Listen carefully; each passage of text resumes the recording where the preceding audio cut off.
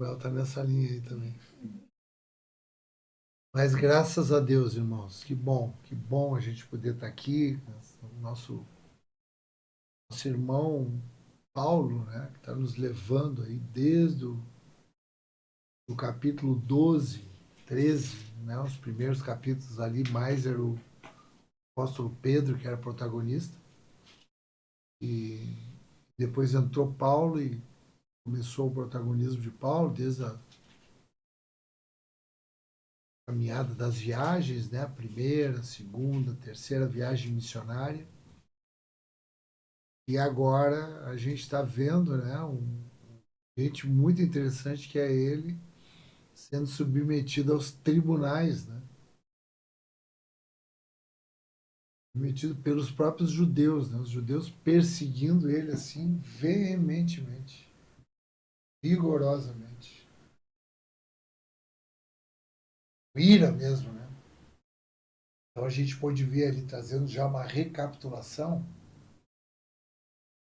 tá? Já aquecido aqui no capítulo 26, que é agora a conversa que ele está tendo ali com o rei Agripa, o rei da Judéia, aquela região. Foi visitar ali o governador Festo,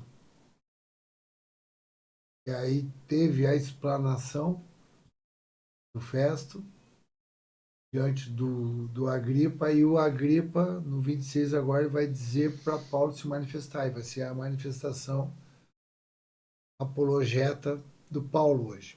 Mas eu quero lembrar vocês como é que foi essa jornada, né? Do final, saída da terceira viagem missionária, onde Paulo manifesta um desejo muito grande de chegar em Jerusalém no tempo da festa de Pentecostes.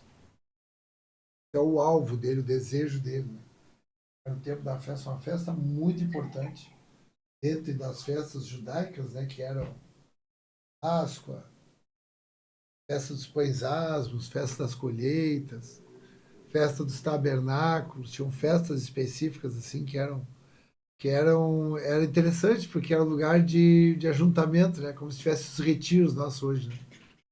Ah, tem o retiro tal, aí junta todo mundo. Retiro tal, vamos lá, todo mundo. Se juntava o povo, né, que estava ali repartido entre tribos, né, judaicas. E ele queria ir na festa do Pentecostes, né, depois da Páscoa.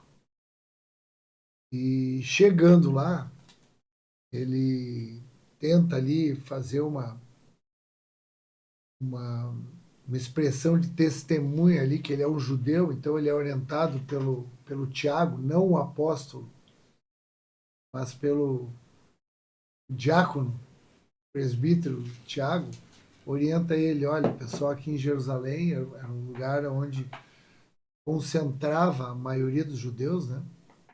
Capital da Judéia, capital judaica, né? Que na verdade era o coração da Judéia naquele momento, porque a capital, qual era a capital da Judéia nesse momento aqui? Juliana. Qual era a capital da Judéia nesse momento aqui? Fabi. Não? Inajara, missionário Inajara, qual era a capital da Judéia? Cesareia. Todo mundo uma salva de palmas para Inajara. Cesareia era a capital romana da Judéia. Por isso que Paulo estava preso em Cesareia nesse exato momento, onde ele ficou 2 anos preso. Desde o governador Félix, que era o governador da Judéia, e de qual a outra província que ele era governador, Lara? Cilícia! Muito bem, Lara.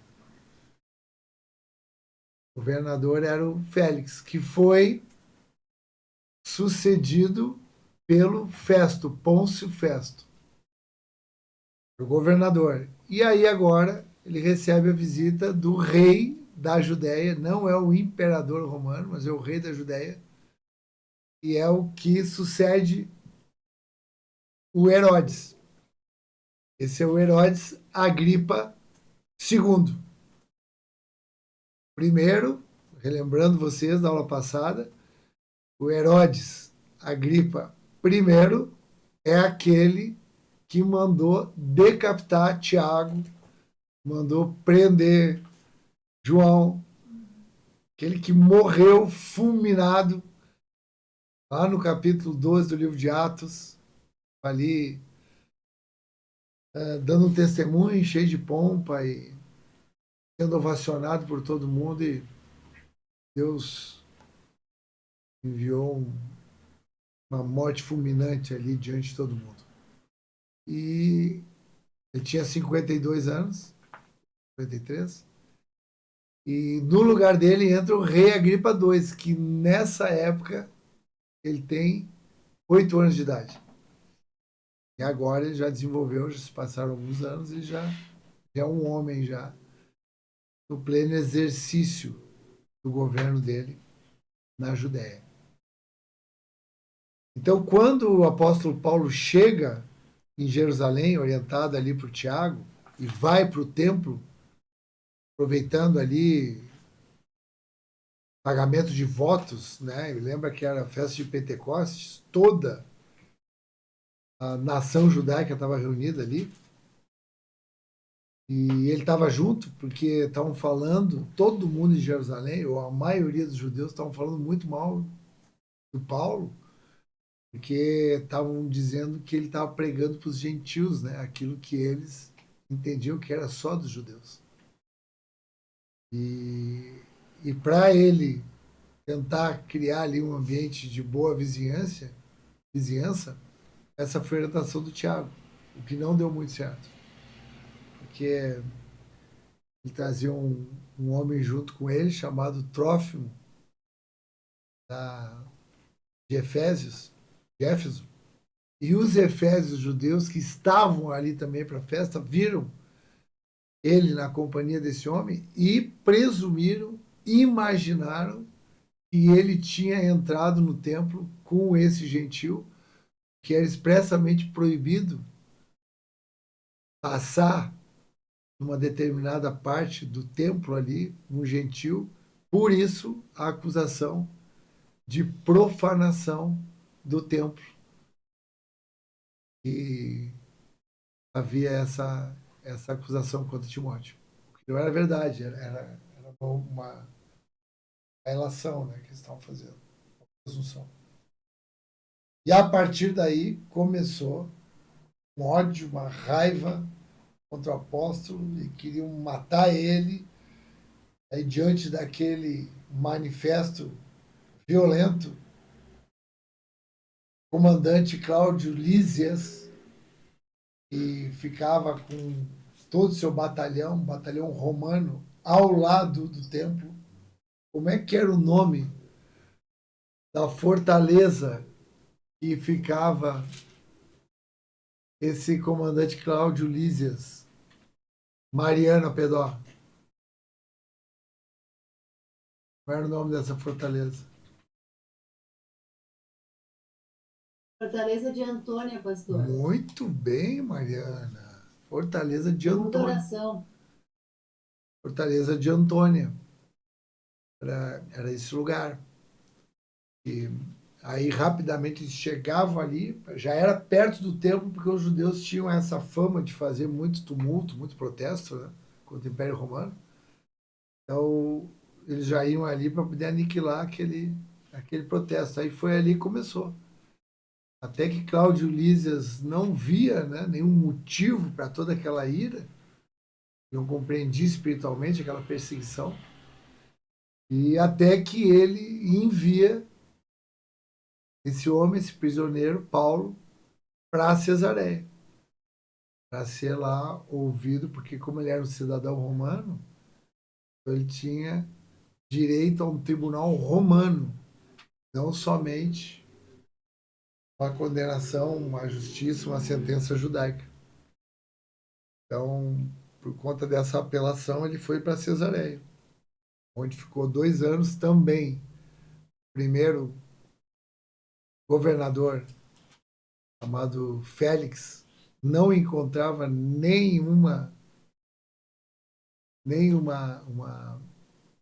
um motivo para aquela acusação, né, que era uma acusação de morte. E teve um tempo ali com a sua esposa. Como é que era o nome da esposa do Félix, Grace? Pastor Marco Druzila. Meu Deus, vocês estão demais hoje. Vocês querem acabar comigo. Isso não é o etapa, isso aí eu estou totalmente surpreendido aqui agora. Ah, não consegui pegar nenhuma. Olha Deus, que bom. Sua esposa Druzila. Nome difícil, né? Não é fácil a gente lembrar esse nome. Aí tiveram juntos ali, e aí depois esse homem era muito corrupto, ele estava esperando, ele deixou preso o apóstolo Paulo, porque ele esperava um suborno. Tinha 2 motivos para deixar o apóstolo preso.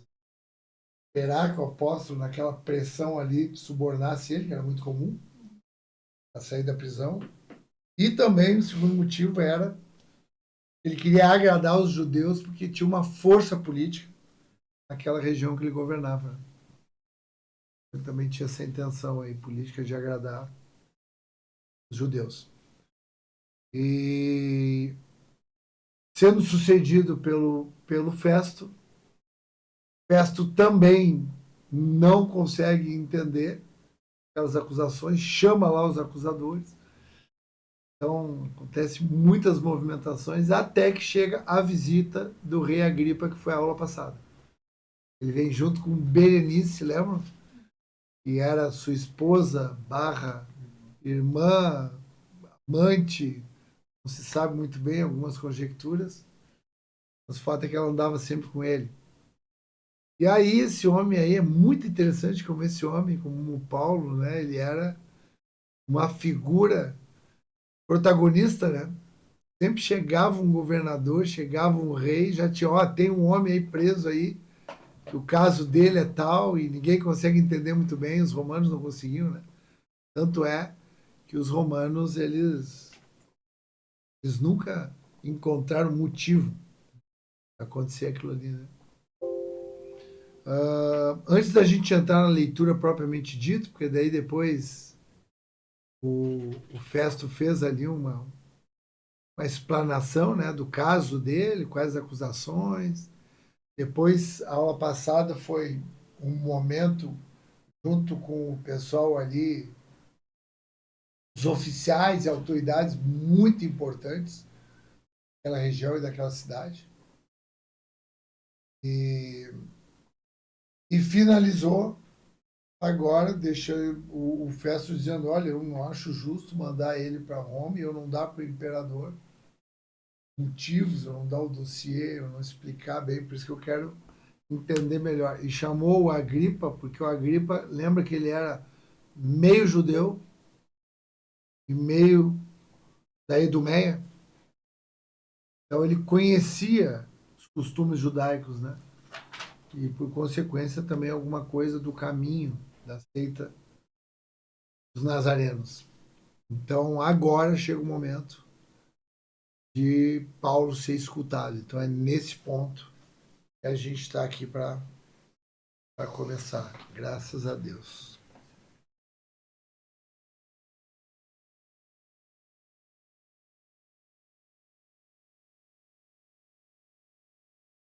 Aqui.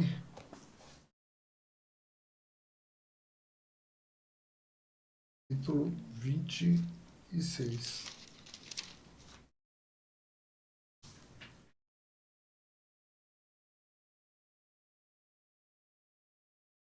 A seguir, Agripa, dirigindo-se a Paulo, disse, versículo 1, capítulo 26. Você está autorizado a falar em sua defesa. Então Paulo, estendendo a mão, passou a defender-se nesses termos. Tenho-me por feliz, ó rei Agripa, pelo privilégio de hoje, na presença do Senhor, poder produzir a minha defesa de todas as acusações que os judeus fazem contra mim. Especialmente porque o Senhor é versado em todos os costumes e questões que há entre os judeus. Por isso, peço que o Senhor me ouça com paciência. Quanto à minha vida, desde a mocidade, como decorreu desde o princípio entre o meu povo e em Jerusalém, todos os judeus a conhecem. Pois, na verdade, eu era conhecido deles desde o princípio, se assim o quiserem testemunhar. Porque na condição de fariseu, vivi conforme o partido mais rigoroso da nossa religião. E agora estou sendo julgado por causa da esperança da promessa feita por Deus aos nossos pais, a qual as nossas 12 tribos, servindo a Deus fervorosamente, noite e dia, almejam alcançar. É por causa dessa esperança, ó Rei, que eu sou acusado pelos judeus. Porque se julga incrível entre vocês que Deus ressuscite os mortos? Na verdade, eu pensava que devia fazer muitas coisas contra o nome de Jesus Nazareno. E foi exatamente o que fiz em Jerusalém. Havendo eu recebido a autorização dos principais sacerdotes, encerrei muitos dos santos na prisão. E quando os condenavam à morte, eu dava o meu voto contra eles. Muitas vezes os castiguei por todas as sinagogas, obrigando-os até a blasfemar. E, demasiadamente enfurecido contra eles, eu os perseguia até em cidades estrangeiras. Aleluia. Obrigado, Senhor. Obrigado, Jesus, pela tua palavra, as tuas escrituras. Obrigado pela possibilidade de, pelo teu Espírito, percorrermos essa jornada com o apóstolo Paulo, com os apóstolos, com os irmãos, entrando, Senhor, nesses ambientes que o teu Espírito nos traz, em nome de Jesus. Renova o nosso coração. Obrigado pelo nosso etapa, Pai. Obrigado pelo renovo das nossas forças, que o Senhor esteja renovando as tuas forças nessa noite, meu irmão, minha irmã. Tuas forças sejam animadas, revigoradas, em nome de Jesus. Aqui nesses instantes, nesses próximos 30 minutos, a gente possa nos aprofundar, correr por essa linha do tempo e nos sentirmos, Senhor, pelo Espírito e no Espírito, nesses mesmos ambientes que os nossos irmãos estão frequentando, pela tua vontade, pela tua direção, pelo teu envio, sendo cuidados por ti. Obrigado, Senhor. Agradecemos, Pai, porque isso aqui não é só uma história, Pai. Não é só uma história de um filme, não é só um conto, mas isso aqui é a história da nossa fé. É a nossa fé, a minha fé e a fé dos meus irmãos. Essa fé, Pai, ela seja tocada, aumentada, ela seja preenchida, Senhor, pela graça que vem de Ti, Pai. Esse é o meu clamor com os meus irmãos, nessa aula, nessa noite, nesse momento, em nome de Jesus. Amém, queridos. Amém. Graças a Deus. Então agora a gente vê aqui, a gente observa aqui, irmãos, Paulo tendo voz mais uma vez. Olha que incrível isso. Isso aqui é incrível. A gente tem batido bastante nessa tecla e eu vou continuar batendo. Escreve aí. Paulo ganha voz para falar com os reis, com as autoridades. Então ele tem uma voz, ele tem aqui uma permissão. Está autorizado em falar na tua defesa. Irmãos, nós estamos autorizados para falar na defesa daquilo que nós cremos. Na defesa do Evangelho. Quero liberar aqui sobre a tua vida, sobre a vida da igreja, essa voz, para a gente não se omitir, para a gente ficar como Paulo, preparado, para quando nos chamarem. É uma bênção nos acusarem, irmãos. É uma bênção nos caluniarem. É uma bênção passar por injúrias. Quando nós temos convicção de voz de defesa do Evangelho de Jesus Cristo. Aqui não era uma defesa própria, pessoal, ainda que o rei imaginasse que fosse. Não era. Era defendendo princípios. Ele vai defender aqui ressurreição. Ele vai defender aqui algo que ele está enxergando. Tu tem que estar preparado para defender o que tu está enxergando. Por isso que tu está aqui para entender como é que é essa iluminação dos teus olhos. Tu não está falando ainda, se tu não está conseguindo arguir, se tu não está conseguindo conversar nos ambientes, defender essa causa, é porque tu ainda não tem convicção. Não pede convicção nessa noite. Pede para Deus convicção nessa noite. Pede para Deus sabedoria. A Bíblia diz que quem pede sabedoria, Ele dá. A Bíblia diz que aquele que busca, acha. Aquele que pede, recebe. Então, nós precisamos ter. Mas já Paulo estava ali, sendo acusado, tinha muita gente, ele estava sozinho aqui, irmãos. Ele vinha da cadeia, chamavam ele lá de dentro da cadeia. Vai lá, traz o preso lá para falar. Volta para a cadeia de novo. Ficar o preso. E nisso está todo mundo ali organizado, tem um monte de gente ali falando. Mas nenhum deles tinha a convicção que Paulo tinha, ainda que eles fossem a maioria. Ele só estava na condição de preso, porque, na verdade, quem tinha a convicção de eternidade era ele. Pode ser que tu esteja numa condição que ela não é favorável. Pode ser que tu esteja enfrentando um momento que ele não é favorável.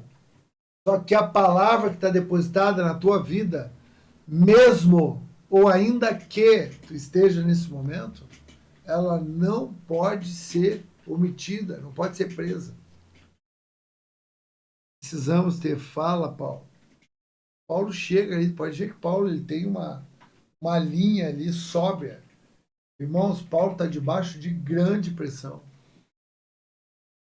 Grande pressão. Imagina a alma desse homem. Imagina as elucubrações mentais dele. Imagina as imaginações.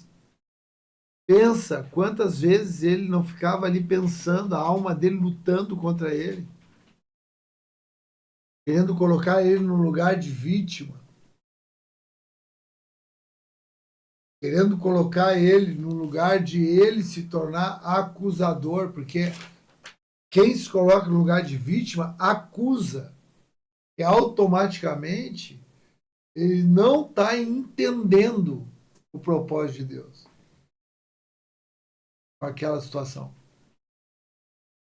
Então ele lutava contra isso de dia e de noite, para se manter sóbrio ali, para poder ter aqui uma narrativa, poder dissertar aqui de forma adequada, para ele poder ser ouvido. Se tu não estiveres sóbrio na hora de tu fazer a tua posição, a tua argumentação acerca dos princípios, tu não vai chamar os ouvidos das pessoas para aquilo que tu vai falar. Pode ver que Paulo fala aqui, traz uma introdução. Olha, rei, alegria poder estar falando isso para ti. Que bom eu ter essa oportunidade. Cita ainda mais tu que conhece os costumes judaicos.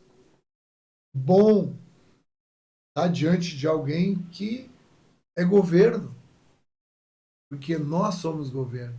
Ele era governo. Então era de autoridade para autoridade.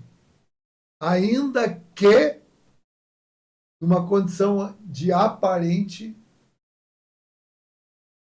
desvantagem. Obrigado. Mas era só aparente, porque não era. Era igualdade de condições de autoridade e uma autoridade muito superior, porque era uma autoridade vindo do céu. Ele entendia isso. A causa que ele militava ali era a causa do pai dele, do céu, da igreja.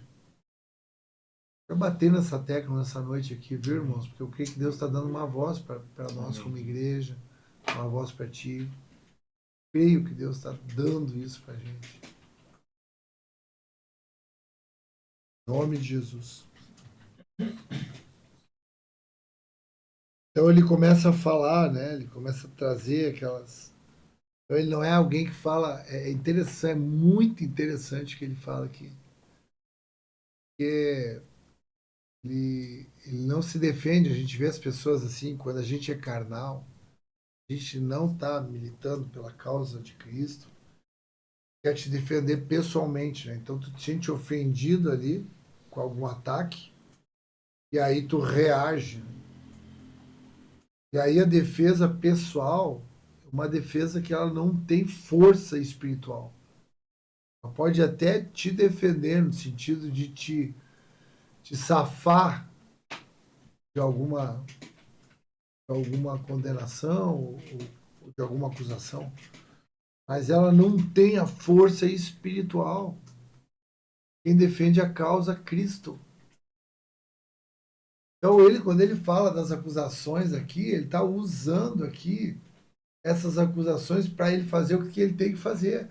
Então, no fundo, no íntimo dele, agradece essas acusações. E a gente vai entender hoje por que ele agradece. Como é que a gente consegue perceber que ele é grato por isso?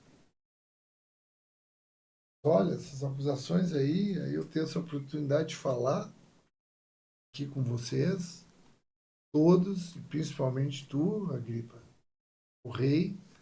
E aí ele começa a falar dele mesmo. Então, a primeira coisa que ele fala, que eu quero que tu anote aí, ele fala, primeiro ponto, eu sou judeu. Então, esse ponto é importante. Eu sou judeu. Eu sou um deles. Eu não sou um estranho. Eu não sou um gentil. Eu sou um judeu. Eu sou desta nação de Israel.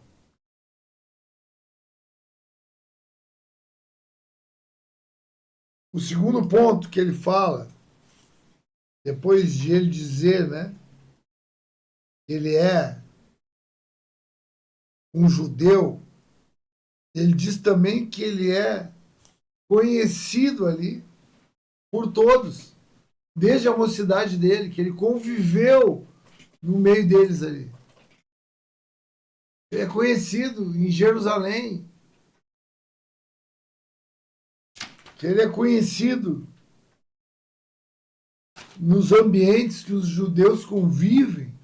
Ele é conhecido, eles sabem quem ele é, eles sabem o que ele tem feito já durante todos esses anos.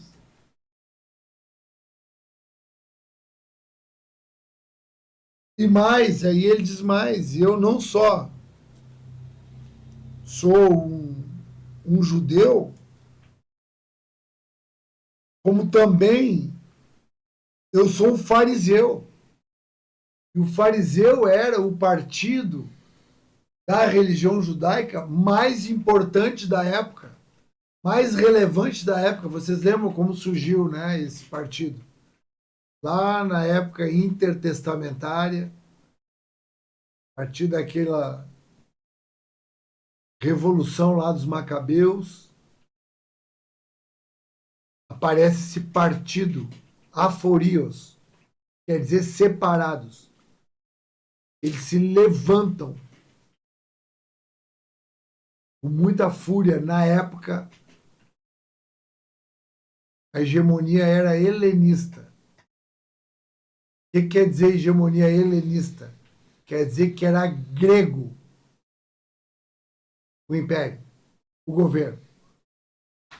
Na figura de Augusto o Grande. Alexandre o Grande, desculpa. Alexandre o Grande.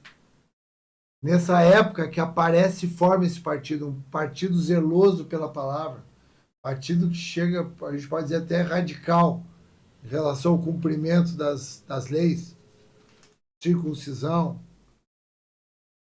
guarda do sábado, dieta judaica, festas anuais.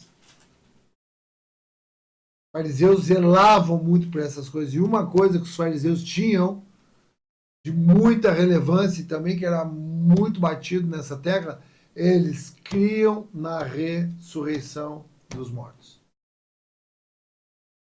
E era o que não acontecia com outro partido que também era importante, não tanto quanto os fariseus, que eram os saduceus, que não criam em anjos, não criam em espíritos e não criam tampouco na ressurreição dos mortos. Então havia uma divergência, uma discussão dentro desses dois partidos judaicos. Ele está dizendo, eu sou um fariseu, meu pai era fariseu e eu também, por consequência, me tornei dessa condição de fariseu. Então ele começa a trazer uma contradição, porque ele começa a trazer, ele diz assim, como é que eu estou aqui falando, fazendo, crendo naquilo que foi prometido para os nossos pais. Eu estou aqui por conta de uma promessa, porque todos nós cremos nas promessas que foram feitas para os nossos pais. Promessas da esperança, que levava à ressurreição. E essa ressurreição viria no Messias. Nós enxergaríamos essa ressurreição na promessa do Cristo. E é isso que ele está dizendo. Essa ressurreição foi para o povo, as 12 tribos. Todo mundo servia fervorosamente, dia e noite. E é por causa dessa esperança que eu estou sendo acusado. E aí ele deixa um questionamento. Mas como é que pode? Como é que vocês não se dão conta? O que é que tem de tão grave que eu estou dizendo que há ressurreição, que Deus ressuscita os mortos? Por que esse espanto? Por que essa raiva? Por que essa ira? Porque isso era algo que eles mesmos conheciam. Aí eu quero que a gente leia agora, quero que vocês peguem aí, vamos ler alguns textos aqui. Quero que a Jéssica comece a ler Daniel 12, 2.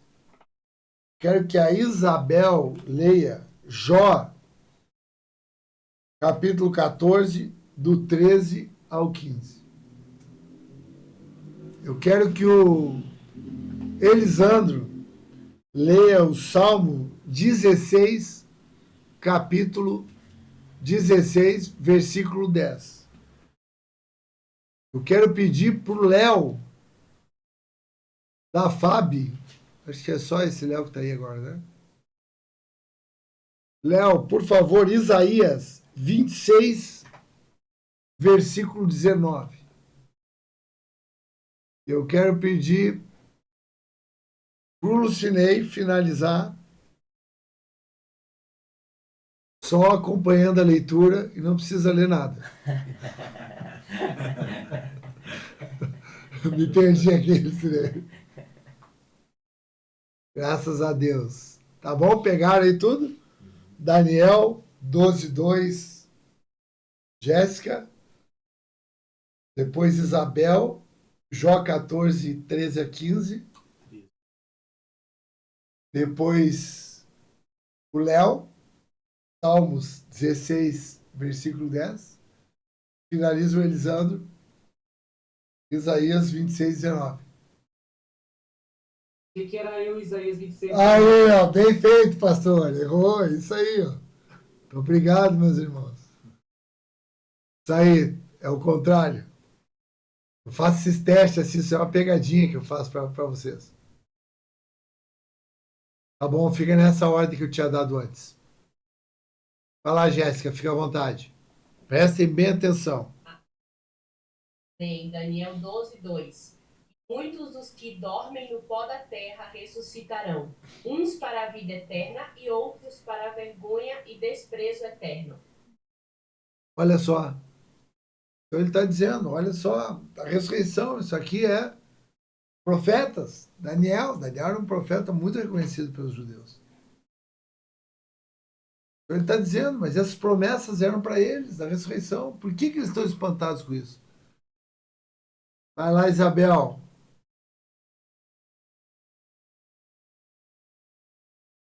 Jó 14, do 13 ao 15.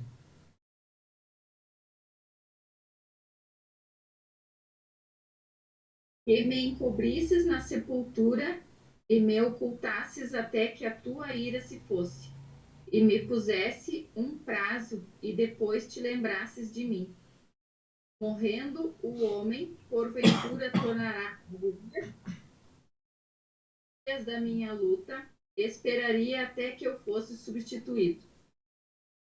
Chamar-me-ias, e eu te responderia. Terias saudades da obra das tuas mãos. Olha só a ressurreição de novo. Falando com clareza que mesmo depois de morrer, ele seria chamado de volta e ressuscitaria. Vai lá, Salmos agora, 16, 10. Elisandro. Pois tu não deixarás minha alma entre os mortos, nem permitirás que teu santo apodreça no túmulo. Ressurreição. Ressurreição. Vai lá, Léo. Olha que importante esse do Isaías, que era importante também, um profeta messiânico. Isaías 19. Não, 26, 19. Aí, 26, 19. Os teus mortos e também o meu cadáver viverão e ressuscitarão. Despertem e cantem de alegria, vocês que habitam no pó, porque o teu orvalho, ó Deus, será como o orvalho da vida, e a terra dará a luz aos seus mortos. Olha só, ressuscitar. Então essa é a pergunta do Paulo. Por que vocês estão achando tão incrível assim? Então ele agora dessa pergunta, então ele tem ali uma linha introdutória, falando ali e referindo a Agripa. Depois ele tem uma apresentação de si. E depois ele traz o tema ressurreição, que é o grande tema. Porque qual que é o problema dos judeus, irmãos? O problema dos judeus não é com a ressurreição, é com Jesus. E qual o problema dos judeus em relação a Jesus? Porque Jesus abre a palavra de Deus agora para os gentios. Esse é o ponto.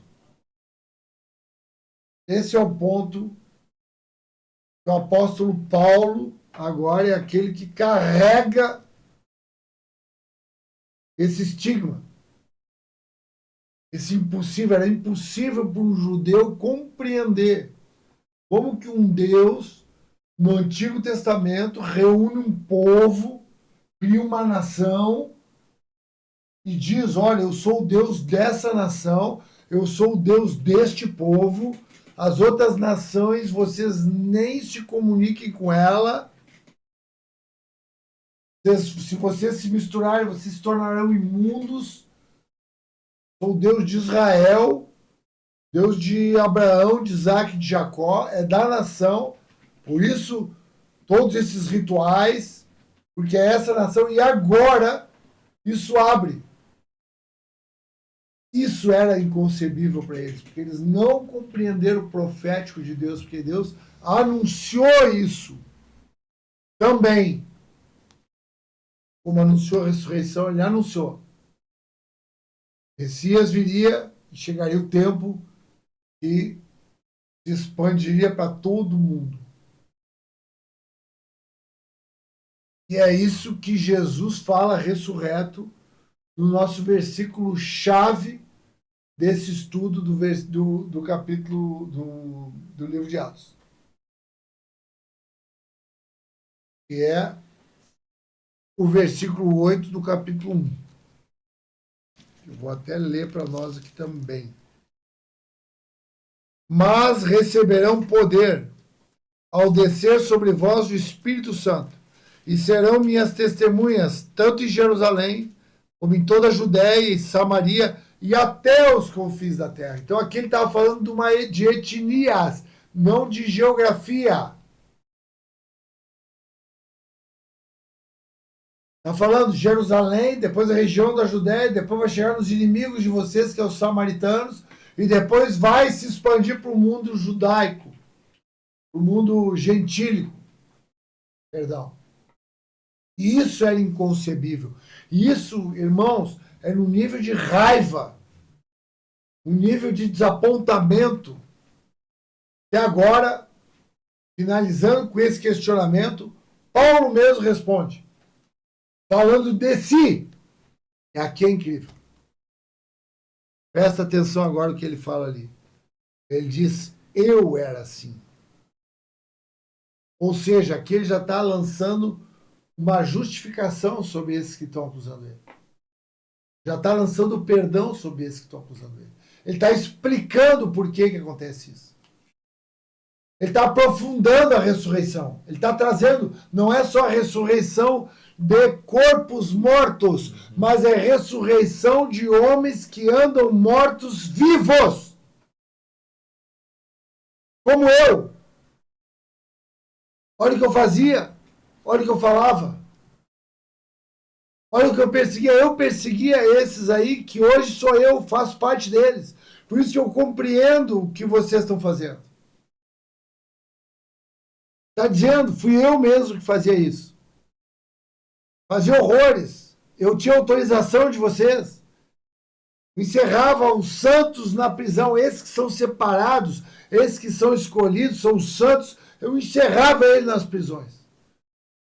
A hora que tinha que condenar à morte, eu entendo vocês me condenando à morte. Eu entendo vocês, eu entendo que é o propósito de Deus. Eu entendo isso. Eu entendo que isso é uma característica da igreja, a perseguição. Eu compreendo isso, porque eu sou um desses. Ele traz corajosamente o testemunho dele. Quando era condenado à morte, era com o meu voto.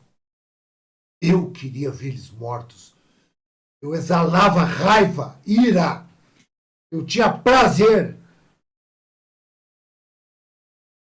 Tinha convicção de que eu estava correto quando eu fazia aqueles movimentos. Eu compreendo os movimentos de vocês contra mim. Então, vocês viram, irmãos, como as nossas vivências dão para nós um nível de autoridade para a gente perceber a forma de pensar de algumas pessoas. Só que a gente precisa fazer a redenção e entender como é que a gente pensava. Porque parece que depois que a gente se converte, a gente quer ficar bonzinho, e aí quer mostrar um caráter moral e esquece. Isso aí depois contra nós, porque a gente acaba não tendo autoridade. Aí tu não age com compaixão, aí tu não consegue ter misericórdia, aí tu não expressa as virtudes de Deus. Porque parece que tu não era pior do que aqueles ali que estão contra ti. Eu acho incrível o que ele faz aqui, irmãos. Eu acho incrível o que ele faz aqui. Como que esse homem tem esse nível de sobriedade e esse tamanho de amor para conseguir se expor ali dessa forma. Lembrando, irmãos, isso aqui nós estamos lendo aqui, isso aqui foi uma narrativa de hora, muitos minutos. Foi um tempo do resumo aqui. Aqui é uma narrativa que ele vai explicando essas coisas. Então, quanta coisa que ele pode ter falado junto com isso. O fato é que e isso aí tocava muito no Império Romano. Mas não fazia nenhum sentido para os judeus, porque os judeus tinham os corações endurecidos, né? Como eu e tu temos muitas vezes. Mas tocava muito nos gentios, nos romanos, porque eles diziam, não tem sentido esse homem, eu estou vendo ele falar com misericórdia. Estou vendo ele... Está dizendo aqui, eu estou falando de outra ressurreição, eu estou dizendo que não é só Jesus que ressuscitou, eu estou dizendo que eu ressuscitei. Aquele Paulo que perseguia, que matava, morreu. Eu sou um outro homem aqui. Eu ressuscitei uma outra pessoa. E é um ressuscitar nascendo de novo. É um ressuscitar com o corpo glorificado. É um ressuscitar com outra mentalidade. É um ressuscitar com outra natureza. A natureza do amor, a natureza de Cristo. O Adão morre e nasce um Jesus. Muitas vezes, castiguei por todas as sinagogas. Não me cansava de repetir castigo, repetir açoite. Não me cansava de fazer isso. Obrigava eles a blasfemar, obrigava eles a dizer não era Jesus, que não, eu obrigava eles, usava de força. Demasiadamente enfurecido contra eles. Eu entendo essa fúria de vocês, essa raiva de vocês contra mim. Eu senti isso já.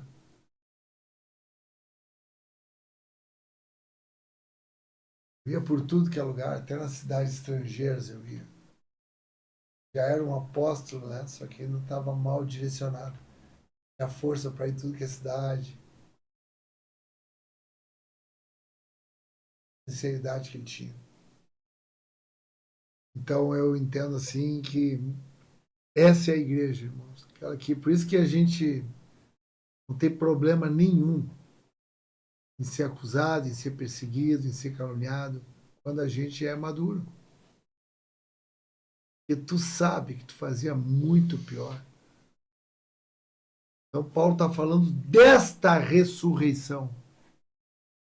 Não só a ressurreição de mortos, porque eles estão no literal ainda. Estão chateados com aquela posição ali de um judeu, que ele diz que ressuscitou, que é Jesus, mas na verdade a ressurreição é para que se espalhasse aquele espírito que no Antigo Testamento ficou com os hebreus, posteriormente com os judeus. E agora, com Jesus, o judaísmo é consumado. Vai para agora a nova aliança do amor. Agora é para todo mundo. Nós testemunhando. Só que aqueles que não tiverem essas condições vão perseguir. Aqueles que não forem iluminados vão levantar contra a igreja. O que o apóstolo Paulo está falando que aconteceu com ele aqui é o que acontece no caminho da salvação. Um dos capítulos da Bíblia que fala de salvação mais claramente, qual é o capítulo da Bíblia que fala de salvação claramente, Rosângela, que tu lembra assim, a salvação? Qual é o capítulo da Bíblia e livro? Lembra? Quem é que lembra aí? Pode falar. Quem é que lembra? Salvação. Capítulo e livro. Salvação. Capítulo e livro. Quando fala salvação.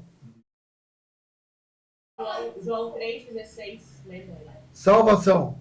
Efésios 2. Lá o Tiago.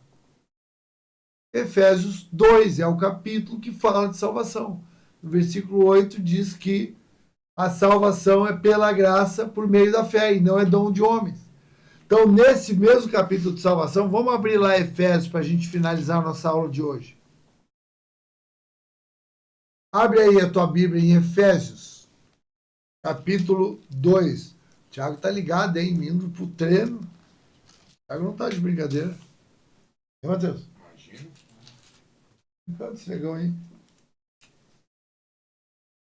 Efésios 2, versículo 1. Ele lhes deu vida quando ainda estavam o quê?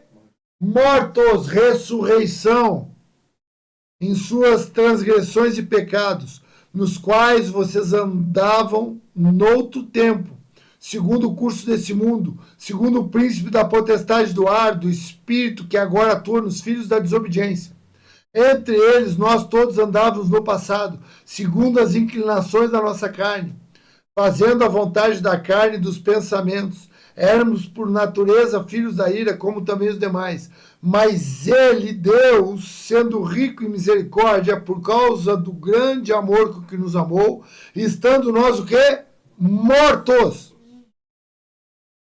Em nossas transgressões, nos deu vida juntamente com Cristo.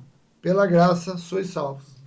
E juntamente com ele nos ressuscitou e com ele nos fez assentar nas regiões celestiais em Cristo Jesus.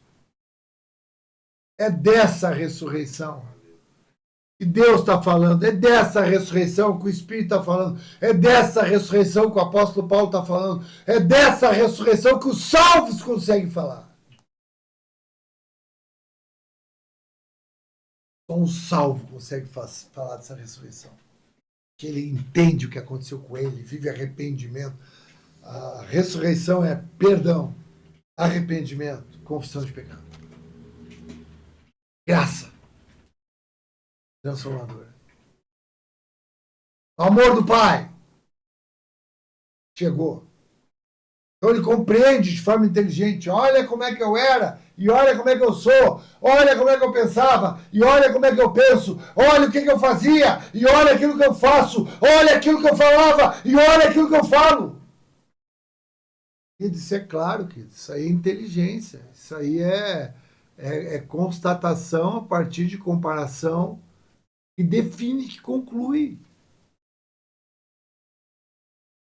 Só que é preciso que a iluminação nos faça voltar lá e reconhecer que nós não somos tão bonzinhos quanto o príncipe das potestades do ar colocou na nossa cabeça que nós éramos. Uhum. Porque a gente fazia alguma coisa ou outra moralmente correta que pudesse ser reconhecida por alguém. E hoje isso está tão mais difícil, irmãos, porque como a iniquidade está se multiplicando e a coisa está perdendo a mão, qualquer coisinha boa que tu faça, tu já pode achar que tu é bom.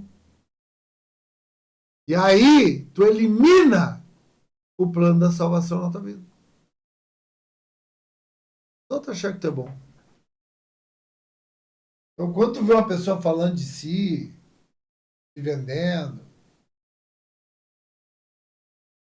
dizer que fez isso, que fez aquilo, esse ainda não recebeu a maturidade da salvação.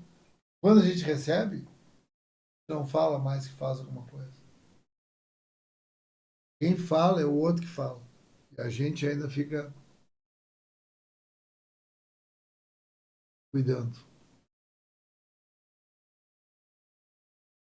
E fica se vendendo, falando, fez isso, veio para Jesus, falei, fiz, preguei, orei. Ainda não está maduro, ainda não há frutos de arrependimento. Amém, meus amores. Glória a Deus, né? Eu achei incrível, irmãos, incrível aqui essa dissertação do nosso apóstolo Paulo. Apaixonado por esse homem. Apaixonado por ele. A coerência dele, sim, a verdade dele.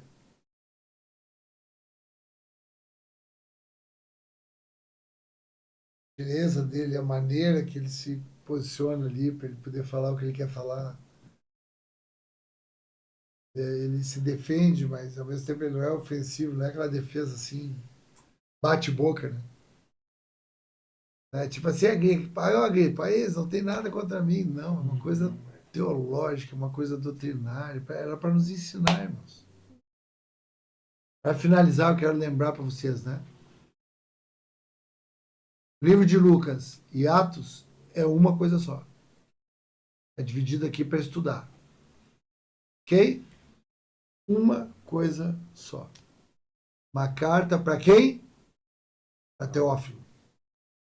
Ó excelentíssimo Teófilo. Por quê? Porque muito provavelmente eu creio nisso. E essa carta, Lucas e Atos, era um compilado, uma construção que na cabeça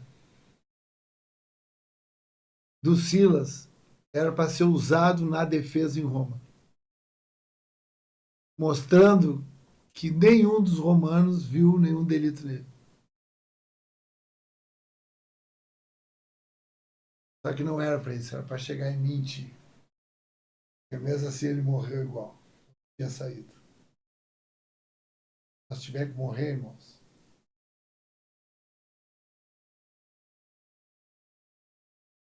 Andar em santidade, buscando a Deus aí. Em nome de Jesus. Amém?